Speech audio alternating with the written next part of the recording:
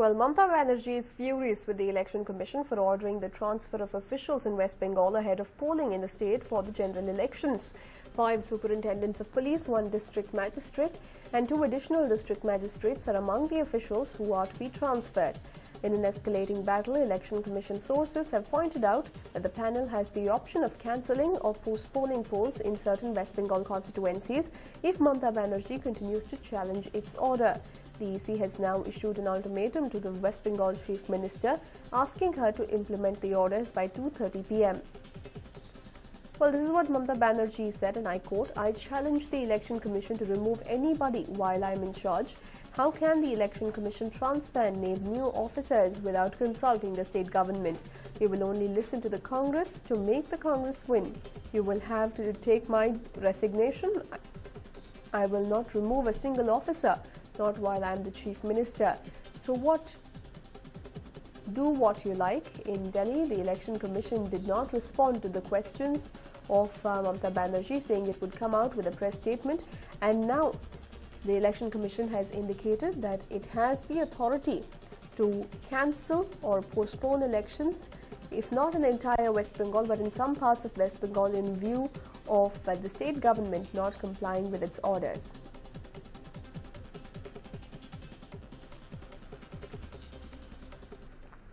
Well, the literateurs of Karnataka are coming under attack for their involvement in politics. Several politicos have taken pot shots at writers like U.R. Ananthamurthy, Girish Karnad for campaigning for the Congress. This time it was the turn of Shobha Karandaje. She said that writers don't belong to the field of politics. ಸಾಹಿತಿಗಳು ಸಾಹಿತ್ಯ ಲೋಕದಲ್ಲಿ ಇದ್ದಾಗ ಅವರ ಬಗ್ಗೆ ಗೌರವ ಬರುತ್ತೆ. ಸಾಹಿತಿಗಳು ರಾಜಕಾರಣಿಗಳಾದ್ರೆ ನನಗೆ ಅನ್ಸುತ್ತೆ ಸಾಹಿತಿಗಳು ರಾಜಕೀಯ ಪಾರ್ಟಿಗೆ ಸೇರೋದು ಒಳ್ಳೆಯದು ಅಂತ ಹೇಳಿ. ಯಾಕಂದರೆ ಸಾಹಿತಿಗಳಿಗೆ ಸಾಹಿತಿಗಳಾಗಿರುವಂಥ ಸಂದರ್ಭದಲ್ಲಿ ನಾವೆಲ್ಲರೂ ಕೂಡ ಅವರ ಸಾಹಿತ್ಯವನ್ನು ನೋಡಿ ಗೌರವ ಕೊಡ್ತೀವಿ. ಆದರೆ ರಾಜಕಾರಣದಿಂದ ಸಹಜವಾಗಿ ಅವರು ದೂರ ಇದ್ದರೆ ಅವರ ಗೌರವ ಹೆಚ್ಚಾಗುತ್ತೆ. ಅದಕ್ಕಾಗಿ ವಿಶೇಷವಾಗಿ ನಾನು ಏನೂ ಹೇಳೋದಿಲ್ಲ. ವೋಟ್ ಹಾಕೋದು ಅವರ ಜನ್ಮಸಿದ್ಧ ಹಕ್ಕು, ಅವರು ಹಾಕಲೇಬೇಕು. ಆದರೆ ವೋಟ್ ಇಂಥವರಿಗೆ ಹಾಕಿ ಅಂತ ಹೇಳಿದರೆ ಅವರೊಂದು ಪಕ್ಷಕ್ಕೆ ಸೀಮಿತ, ಅವರ ಬರವಣಿಗೆಗಳೆಲ್ಲ ಅದರ ಎಲ್ಲದರ ಮೇಲೆ ಇವತ್ತು ಸಂಶಯ ಮೂಡುತ್ತೆ. ಅದಕ್ಕಾಗಿ U.R. ಅನಂತಮೂರ್ತಿ ಅಂತವರು ತುಂಬ ಹಿರಿಯರವರು. ಯಾವುದೇ ಸಂದರ್ಭದಲ್ಲಿ ಯಾವುದೇ ಒಂದು ಪಕ್ಷದ ನಿಲುವು, ಒಂದು ಸರ್ಕಾರದ ನಿಲುವು, ಒಳ್ಳೇದು ಕೆಟ್ಟದ್ರ ಬಗ್ಗೆ ಅವ್ರು ಹೇಳಿ, ಆದರೆ ಒಂದು ಕಡೆ ವಾಲಿ ಅವರು ಮಾತಾಡೋದು ಖಂಡಿತ ಒಳ್ಳೇದಾಗೋದಿಲ್ಲ ಅಂತ ನನಗೆ ಅನ್ಸುತ್ತೆ. Well, it has been an ongoing war of words between the literateurs and the BJP. Just yesterday, K.S. Ishwarappa had gone on to take personal pot shots at the literateurs. This comes in the backdrop of U.R. Ananthamurthy openly claiming that Narendra Modi's style of functioning is not right for the country, even going on to accuse Narendra Modi of being a dictator. Also earlier, Girish Karnad had campaigned for Congress candidate from Bangalore South constituency, Nandan Nilekani, and this has not gone down too well with the BJP. Yesterday it was K.S. Ishwarappa, today it is Shobha Karandaje, and the BJP very visibly unimpressed with the literateurs.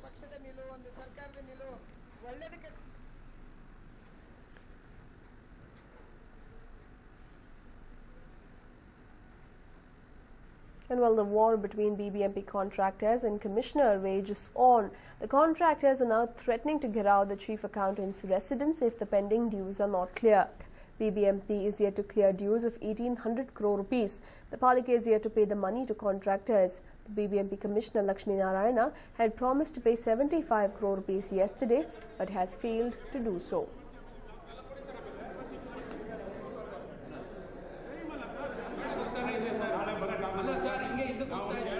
Well, the BBMP owes 1,800 crore rupees to contractors. Many of these contractors loan money to carry out the developmental works, but even after the completion of the works, the BBMP has not repaid them the money, thereby putting them in a tight situation.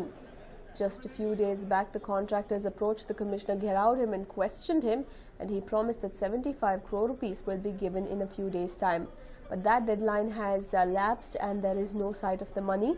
We earlier spoke to Lakshmi Narayana, the BBMP commissioner, who promised that in the next month or so, the debts will all be cleared.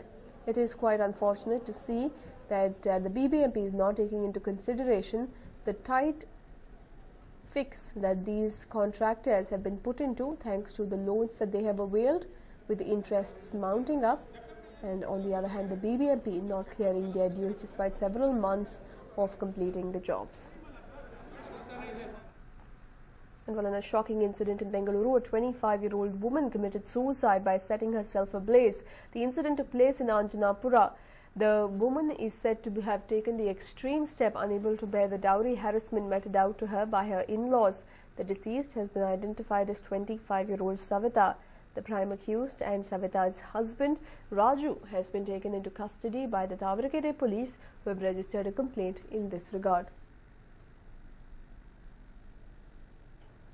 In fact, despite numerous laws and rules being brought into place to eradicate dowry from the country, every single day we see dowry rearing its ugly head again and again. This time around, it was 25-year-old Savita who lost the battle against dowry as she called it quits and decided to end her life. She set herself ablaze and then breathed her last. Now her husband has been taken into custody.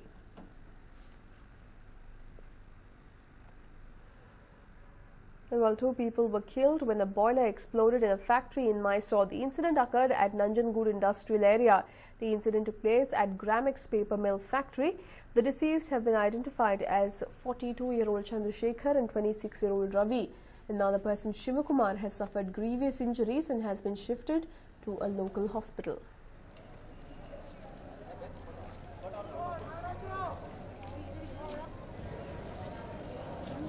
Tragedy strikes a paper mill in Mysore as 2 of the workers died after a boiler exploded. Another individual has sustained grievous injuries due to the explosion and is currently undergoing treatment.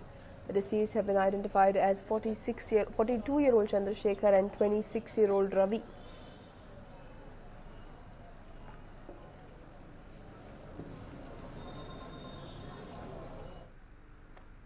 And well, moving on to more big news coming in. Kejriwal slapped again. This time, auto driver slaps Arvind Kejriwal in Delhi. Earlier, Kejriwal was slapped by an unidentified person during a rally on the 4th of April.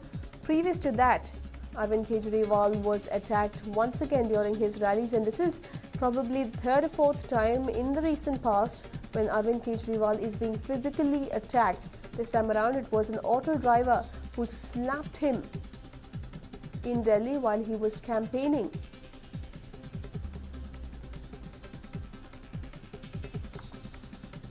But let's not forget that Arvind Kejriwal came in as the Chief Minister of Delhi with much riding on his shoulders, with a lot of expectations, and people seem to be clearly disappointed with his 49-day government, which ended in an abrupt manner. And now more and more people are making their displeasure clear with Arvind Kejriwal as he's visible in the open in the run-up to the elections. Today in Delhi, Arvind Kejriwal was physically attacked again as an unidentified person slapped him.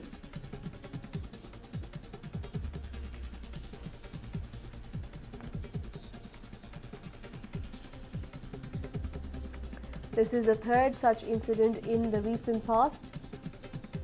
In the previous incident, he was inked. There was ink thrown on him. He was beaten up. He was slapped.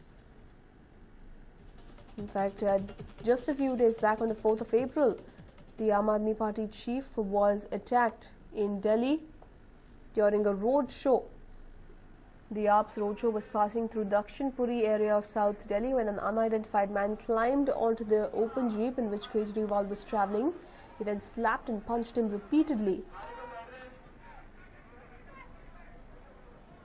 Well, the man in his early 20s was cornered by AAP workers and thrashed. But even as Kejriwal called for peace, another incident has taken place where Kejriwal was slapped again today. In fact, the last time Kejriwal was beaten up, he'd gone on to state, and I quote, "Let them attack us, but we will raise our hands. They can take our lives." This time it was an auto driver who slapped Arvind Kejriwal, although the motive behind the slap is not known at this point in time. Why he physically attacked Arvind Kejriwal?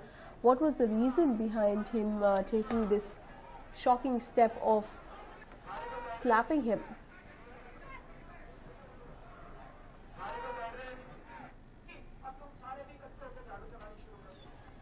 The incident took place in northwest Delhi when Arvind Kejriwal was campaigning in the run-up to the elections.